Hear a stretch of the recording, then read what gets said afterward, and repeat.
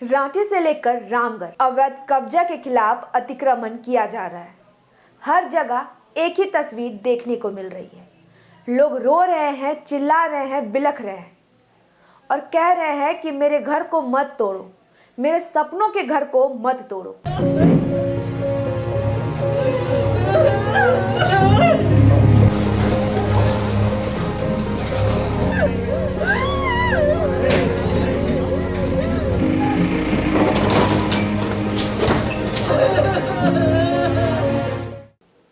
प्रशासन के सामने हाथ पैर जोड़ रहे हैं ताकि किसी तरह वो अपने घर को बचा सके, अपने आशियाना को बचा सके। आज हम आपको दो तस्वीर दिखाएंगे जिसे देखकर आप भी मायूस हो जाएंगे।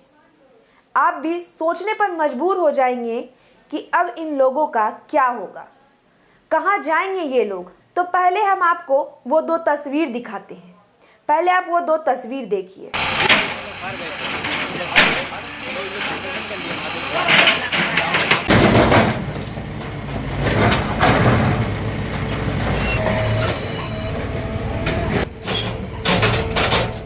तो देखा आपने, तस्वीर भले ही दो अलग अलग जगहों की है। पहली तस्वीर हमने आपको रांची की दिखाई, दूसरी तस्वीर रामगढ़ की है। भले ही दोनों तस्वीर अलग अलग जगहों की है, लेकिन दिल में दर्द एक जैसी है।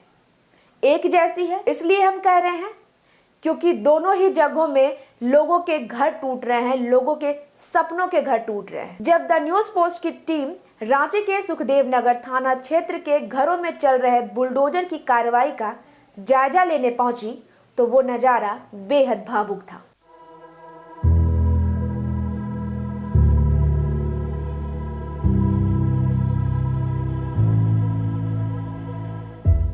लोग अपने आंखों के सामने अपने घर को टूटते हुए देख रहे थे। उनके चेहरे पर मायूसी थी। लोग रो रहे थे और कह रहे थे कि हम इतने सालों से यहाँ रह रहे हैं, लगभग 60 साल से वो यहाँ रह रहे थे, अब वो कहाँ जाएंगे, क्या करें। वहीं एक माँ ने कहा कि 25 फरवरी को मेरी बेटी की शादी है, शादी की लगभग पूरी तैयारियां हो चुकी है। ऐसे में ये कार्रवाई से हमारे हाथ पैर टूट गए हैं।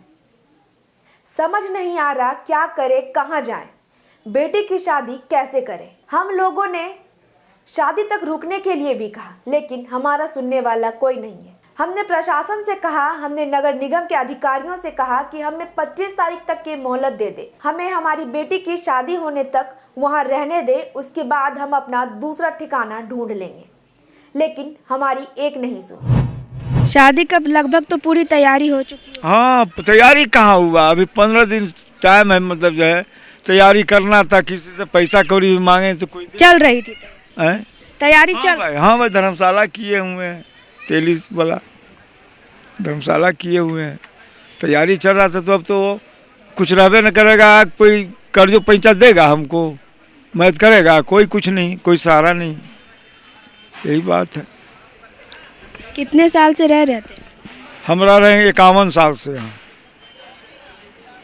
74-75 में ज़मीन लिए, बनाए हैं, धीरे धीरे बनाते गए हैं। यह सोच लीजिए कि कितना साल हो गया, समझ ना। सब है, वो जो है कागजात बना के दिया, केस हार गए हम लोग। तो बोला कि कंप्रोमाइज़ कर लीजिए, आप लोग नहीं सकेगा। 5,25,000 रुपये इकट्ठा तय हुआ, सब बैंक के द्वारा पैसा दिए हैं, समझ ना। 25 तारीख मेरा बेटी का शादी है। अभी मंगल का कार्ड छपाया है, अथी वाला कार्ड वाला फोन कर रहा है, कार्ड नहीं लाए। अब बुलडोजर हम काय बेगर पूछे चढ़ा दिए हैं, हम कहाँ जाएंगे बताइए। सब कर कुटुंब हमारा दुआरी पर आ रहे, कितना बेइज्जती का बात है ये बताइए आप ही लोग। तो सुना आप लोगों ने कि कैसे एक बेबस माँ अपनी बेटी की शादी के लिए अधिकारियों को बोल रही है कि हमें 25 तारीख तक की मोहलत दे दे ताकि हम अपनी बेटी की शादी करवा सकें। अब ऐसे में हम क्या करेंगे। अब बात कर लेते हैं रामगढ़ के पतरातू के जनता नगर की। वहां बसे 96 क्वार्टर पर भी बुलडोजर की कार्रवाई चल रही है। 96 क्वार्टर यानी कि लोगों के घर उनके आंखों के सामने जमींदोज हो रहे हैं। लोग कई सालों से इस जमीन पर अपना आशियाना समझ कर रह रहे हैं। अब वैसे में उन्हें वहां से हटाया जा रहा है, उनकी आंखों के सामने उनके घरों को तोड़ा जा रहा है। झारखंड हाई कोर्ट के कड़े रुख के बाद रामगढ़ जिला प्रशासन ने ये कार्रवाई की है। रामगढ़ एसडीओ के नेतृत्व में भारी सुरक्षा बलों के बीच जमीन से अतिक्रमण हटाया जा रहा है, यानी कि अवैध जमीन पर कार्रवाई की जा रही है, बुलडोजर चलाया जा रहा है। नोटिस आने के बाद लोगों ने इसकी खबर विधायक को दी ताकि विधायक जी कुछ कर सके, उनकी मदद कर सके। इस आस में लोगों ने इस बात की जानकारी विधायक को दी, जिसके बाद विधायक ने भी जनता के पक्ष रखते हुए अधिकारियों से उनके हित के लिए बात भी की। अधिकारियों से बात करते वक्त उन्होंने कहा कि सोशल मीडिया के जरिए नोटिस मिली, जिसके बाद लोग घबरा गए हैं, लोग डर गए हैं। कई ऐसी महिलाएं हैं जो गर्भवती है, कई ऐसे बच्चे हैं जिनके थोड़ी ही दिन में एग्जाम है। ऐसे में थोड़ी इंसानियत रखते हुए कुछ दिन की मोहलत दी जाए ताकि वे लोग अपना दूसरा ठिकाना ढूंढ सके। ये अचानक नोटिस आया सोशल मीडिया के माध्यम से, और यहाँ के जो जनप्रतिनिधि हैं, यहाँ के स्थानीय मुखिया और स्थानीय जो लोग हैं, उन लोगों ने हमको सूचना भी दी कि इस तरह कल से ही, जबकि कल ही शायद उन लोग को सूचना दी गई, तो हमने तुरंत एसडीओ उपायुक्त महोदय से बात किया कि ठीक है, कोर्ट का आदेश है या कुछ भी है, तो लोगों को किस परिस्थिति में अचानक कोई भी आदमी इतना जल्दी कैसे खाली कर सकता है। किसी का एग्ज़ाम है, किसी का क्या स्थिति है। तो हमने अनुरोध भी किया था कि पहले वार्ता होने दीजिए, कुछ बात होने दीजिए और लोगों को कुछ समय मौका दीजिए। लोग यदि कोर्ट का आदेश है तो न्यायालय के आदेश का पालन करना सभी का कर्तव्य है, लेकिन मानवता के नाते और देश का नागरिक होने के नाते अपना भी एक मौलिक अधिकार है। मौलिक अधिकार के अंतर्गत लोगों को इस तरह का सुविधा मिलनी चाहिए, मौका मिलना चाहिए।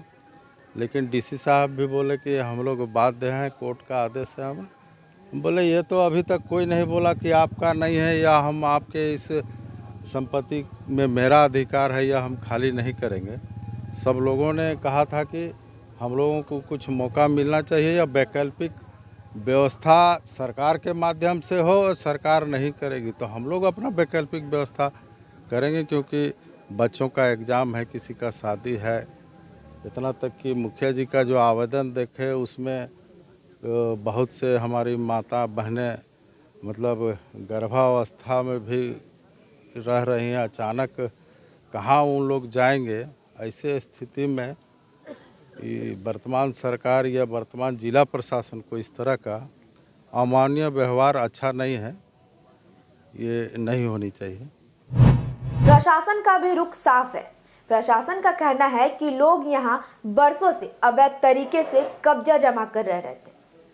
अब चूंकि ये जमीन सरकार की तरफ से जियाडा कंपनी को ट्रांसफर की जा चुकी है, इसलिए कोर्ट के आदेश के बाद पूरी तरीके से खाली करवाया जा रहा है। अतिक्रमण का मामला नहीं है, ये जो यहाँ पे क्वार्टर है उसमें अवैध कब्जा का मामला है, जिसकी प्रक्रिया पूरी हो गई है, उसको हटाने का आदेश है। और यहाँ पे 96 इस तरह के आवास चिन्हित किए गए जिनको हटाया जा रहा है। ये ज़मीन जो है झारखंड औद्योगिक क्षेत्र विकास प्राधिकार रांची को ऑलरेडी ये ट्रांसफर्ड ज़मीन, पर्याप्त संख्या में मजिस्ट्रेट और पुलिस है ना, और इसको हटाने का काम पूरा, हाँ, जियाडा को ट्रांसफर्ड है। अभी कानून अपना काम कर रही है, लेकिन रांची हो या रामगढ़, दो शहर लेकिन दर्द एक जैसी। बुलडोजर की आवाज तो थम जाएगी, लेकिन इन परिवारों का क्या होगा, इनकी चिंता कब थमेगी, ये परिवार कैसे वापस अपने आशियाने को बसाएंगे।